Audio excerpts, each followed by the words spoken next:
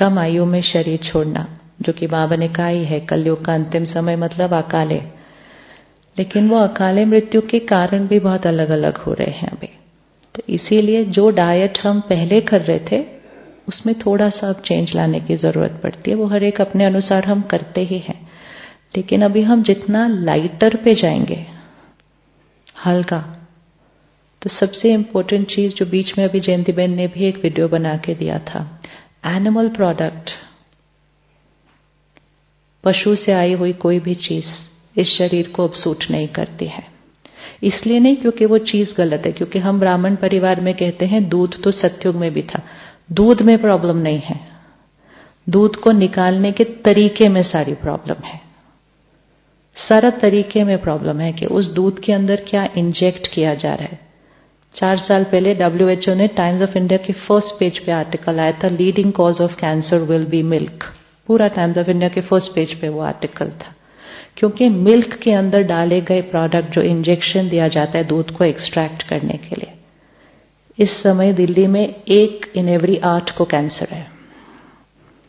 वो फिगर है शहर का। 1 in 5 डिप्रेशन है, 1 in 8 कैंसर है, on an average her family में 1। जबकि लोग इतने अवेयर हो गए अपने हेल्थ के बारे में और इतना कुछ करते रहते हैं। तो सिर्फ इसको एक्सपेरिमेंट करके देखना चाहिए। 2 महीना करके देखें, आपको बहुत लाइट फील होने वाला है, बहुत लाइट फील होगा। और लाइट सिर्फ शरीर में नहीं फील होता, जो चीज शरीर में लाइट फील होती है वो स्थिति को अच्छा और बेटर बना देती है। साइंस ने अभी ये प्रूफ किया है, यहां और यहां एक लाइन से कनेक्टेड है, माइंड और गट कहते हैं उसको। अगर गट हैवी है, माइंड लाइट नहीं हो सकता है। इसीलिए क्यों, जैसे नवरात्रों में हल्का खाना क्यों खाते हैं, उनको माइंड को लाइट रखना है, तो वो यहां को लाइट रखते हैं। तो इसीलिए एनिमल प्रोडक्ट इसको हैवी कर रहा है, वो डाइजेस्ट नहीं हो रहा है, अब डाइजेस्ट नहीं हो रहा है, उसकी वजह से बीमारियां हो रही हैं। तो अगर एक्सपेरिमेंट सिर्फ करके देखना होता है, छोड़ना नहीं होता है, सिर्फ एक्सपेरिमेंट करके देखना है। 2 महीने मुझे लाइटर फील हो रहा है, मेरा योग बेटर लग रहा है, मेरी नींद कम जरूरत लग रही है, क्योंकि ये हैवी होता है तो नींद भी ज्यादा आती है, बैठे बैठे भी नींद आती है, आलस्य फीलिंग होता है। ये लाइटर होता है, आप लाइटर फील करेंगे, आपका योग 100% चेंज होगा हर बार जब आप डाइट में कुछ चेंज लेकर आएंगे। डिप्रेशन, एंजाइटी गट से कनेक्टेड है। अगर गट जो लोग अपना ठीक कर रहे हैं, उनका डिप्रेशन एंजाइटी ठीक होने लग रहा है, तो हमें डिप्रेशन एंजाइटी नहीं है, लेकिन हमारी स्थिति तो पहले से और बेटर हो जाएगी ना अगर हमने गट को चेंज किया। तो हर एक अपनी अपनी रीति से छोटा छोटा चेंजेस करके देखिए। जो डाइट पहले ले रहे थे वो आने वाले समय में नहीं चलेगी ठीक। चीनी, कैंसर का सेल चीनी पर चलता है, वो चीनी खा खा के जीता है अंदर, उसी से वो मल्टीप्लाई होता है और वो ग्रो करता है। जो रिहैब सेंटर्स विदेश में होते हैं कैंसर में, उधर दूध अलाउड नहीं होता है, एनिमल प्रोडक्ट कोई अलाउड नहीं होता है। तो ये एस्टैब्लिश्ड साइंटिफिक चीजें हैं, और हम एक बार छोड़ते हैं उसके बाद तो हम बिल्कुल नहीं ले सकते, क्योंकि तुरंत लेते ही पता चलता है कि हमने कुछ डिफरेंट लिया जिसने बॉडी को और ज्यादा हैवी कर दिया है। तो छोड़ना नहीं है, सिर्फ एक्सपेरिमेंट करके देखना है। अगर लगे रिजल्ट मिलती है तो और 2 महीने करके देख लीजिए, और अगर नहीं लगे तो वापस। बहुत बड़ी भ्रांति है कि उससे शक्ति मिलती है, और सबसे बड़ी भ्रांति है कि उससे कैल्शियम बढ़ता है। उस पर तो पूरी साइंटिफिक एविडेंस है कि वो एक्चुअली हड्डियों में से कैल्शियम को निकाल रहा है, तो वो कैल्शियम नहीं बना रहा है। अगर ऐसा होता तो सब जो दूध पीने वाले हैं उनको ऑस्टियोपोरोसिस नहीं होगा, उनको फ्रैक्चर नहीं होगा, ऐसा कुछ भी नहीं हो रहा है। वो एक्चुअली हड्डी में से कैल्शियम को निकालता है, और कैल्शियम के बहुत सारे और सोर्सेज होते हैं। सबसे आसान सोर्स जो भंडारे में पड़ा हुआ है वो है तिल। तिल से अच्छा कोई प्रोडक्ट नहीं है कैल्शियम के लिए। 1 लड्डू खा लो तिल का, 1 चम्मच तिल खा लो, 1 चम्मच तिल को पीस के पी लो, तिल का दूध बना लो, आपका ग्लास भर के दूध से ज्यादा कैल्शियम है उसके अंदर। तो सब सब्स्टिट्यूट है, लेकिन वो हमारी डीप बचपन की है ना कि नहीं इसी में ताकत है। ताकत होती तो वो लाइटर फील होगा, ताकत नहीं है, वो सिर्फ स्टोर हो रहा है अंदर, इसलिए वो हैवी फील होता है। तो एक्सपेरिमेंट करके देख सकते हैं। ये नहीं कहना है कि सतयुग में दूध पीते थे इसलिए अभी हमने दूध पीना है। सतयुग में हम जाके पी लेंगे फिर से, लेकिन वो कलयुग वाला दूध सूट नहीं हो रहा, क्योंकि उसमें बहुत ज्यादा करप्शन है, उसमें करप्शन है। भारत में कितना दूध यूज होता है उतनी गाय और भैंस भारत में नहीं है, और भारत इस समय विदेश को दूध एक्सपोर्ट कर रहा है। कहाँ से आ रहा है ये दूध? सारा दूध, मिठाइयाँ, पनीर, दही कितना यूज हो रहा है भारत में? उतने तो है ही नहीं। तो वो एक ही गाय या भैंस को दिन में 3-3 बार इंजेक्शन लगाते हैं ताकि उसका इतना दूध निकलना चाहिए। तो वो दूध के अंदर वो इंजेक्शन है, और इसीलिए हमारे को उसकी बीमारियां हो रही हैं। तो इसलिए ये शरीर वैल्यूएबल है।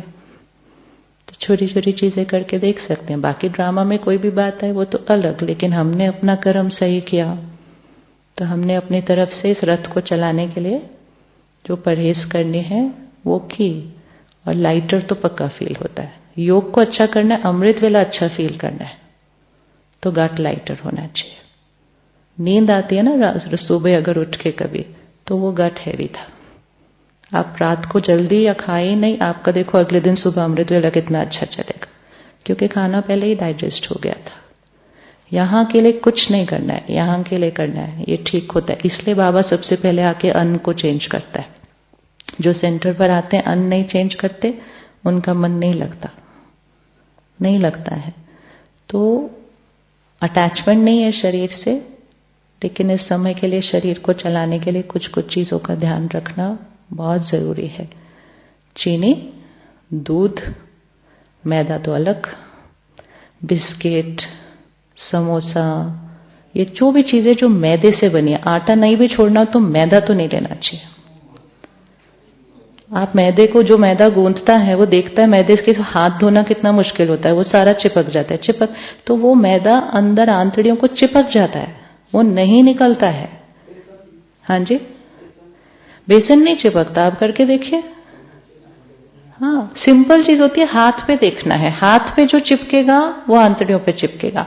हाथ से जो साफ होता है वो इधर से भी साफ होगा। रोज चिपक रहा है, सपोज इतना भी रोज चिपक रहा हो, रोज रोज रोज, तो वो जो चिपकता है वो सड़ जाता है, और वो जो सड़ जाता है वो टॉक्सिन बन रहा है। और जो सड़ रहा है वो, अभी क्यों इतने बच्चों को डिप्रेशन, एंजाइटी? क्योंकि वो जंक फूड खाते हैं, वो मैदा बहुत ज्यादा खा रहे हैं, तो उस वजह से उनको डिप्रेशन, एंजाइटी। बाकी उनकी लाइफ में कोई प्रॉब्लम नहीं है। तो एटलीस्ट हमें गेहूं नहीं तो मैदा तो आसान है छोड़ना, मैदे की तो कोई चीज का काम ही नहीं है, मेहमानों के लिए बनाना है बस। वैसे तो बहुत सारे मेहमान होते हैं, आप सात्विक में ये खिलाते हो, फ्राइड खिलाते हो, मैं कहूँ कोई बात नहीं, आप मेहमान हो, आप खेलो। लेकिन लोग नहीं खाते आजकल बाहर मैदा नहीं खाते, फ्राइड कम। जो हम पहले खा रहे थे वो अभी नहीं चलेगा। एक तो एज ऑफ द शरीर की आयु, लेकिन दूसरी चीज है उसके अंदर की जो अब चीजें हैं वो अलग है। तो एक्सपेरिमेंट करके देखें कि बिस्किट, ब्रेड, प्योर मैदे की ब्रेड,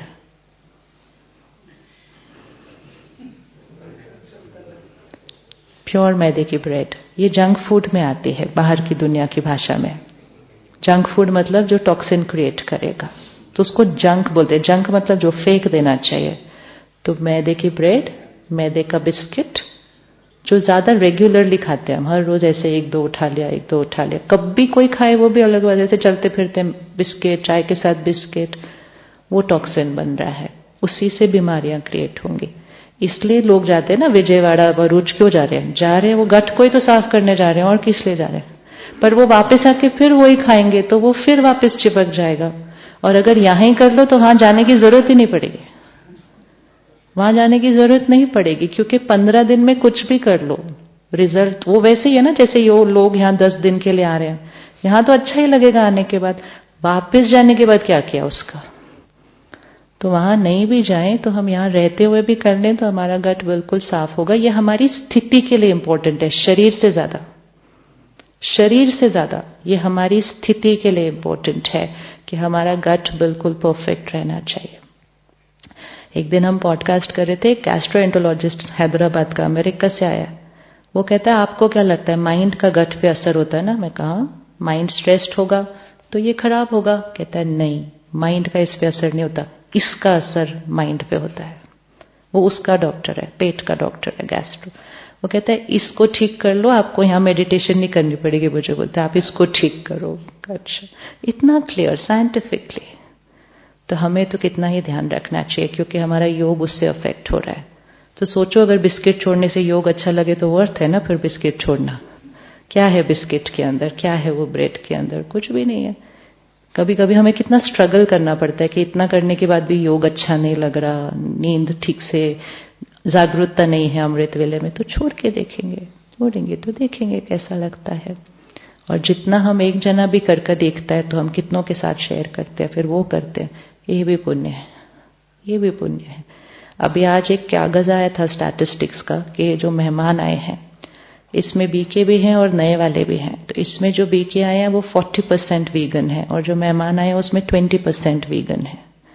ये बढ़ेगा फिगर आने वाले समय में, ये बढ़ेगा ही। इसलिए हमें भी करके देख लेना चाहिए एक्सपेरिमेंट। वीगन मतलब दूध नहीं ले रहे, दूध का कोई भी प्रोडक्ट नहीं ले रहे। ये बढ़ेगा और विदेश में ज्यादा अवेयरनेस है इसकी कि इससे कौन सी बीमारियां हो रही हैं। तो एक बार एक्सपेरिमेंट करके देखेगा, एक बार, क्योंकि अभी तक जितनों ने किया सबको फायदा हुआ। तो एक बार एक्सपेरिमेंट करके देखिए। शरीर को छोड़ दो, स्थिति को देखना सिर्फ कि स्थिति बेटर फील हो रही है। लेकिन रूल एक है कि वो 2 महीने में एक बार भी टूटना नहीं चाहिए, तब एट स्ट्रेच में रिजल्ट मिलेगा। ओके जी, थैंक यू सो मच, शुक्रिया। ओम शांति।